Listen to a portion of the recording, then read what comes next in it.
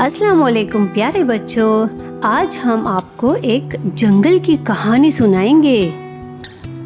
जंगल में बहुत दिनों से बारिश नहीं हुई थी। हाथी, बंदरिया, मैना, खरगोश और चील ने मिलकर सोचा कि क्या किया जाए। सारे दरख्त और पौधे सूख रहे थे। वो सब मिलकर शेरनी के पास गए।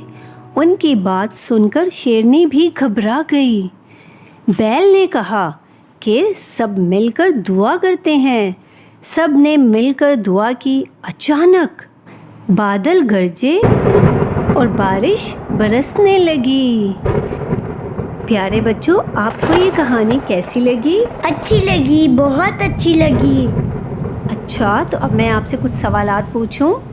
ठीक है। सब जानवर क्यों परेशान थे? क्योंकि जंगल में बहुत दिनों से बारिश नहीं हुई थी। बारिश न होने से क्या नुकसान हो रहा था? सारे दरख्त और पौधे सूख रहे थे। जानवर परेशानी में किसके पास गए? जानवर परेशानी में शेरनी के पास गए। बारिश न हो रही हो तो हमें क्या करना चाहिए? तो हमें अल्लाह से दुआ करनी चाहिए। शाबाश, वेरी गुड।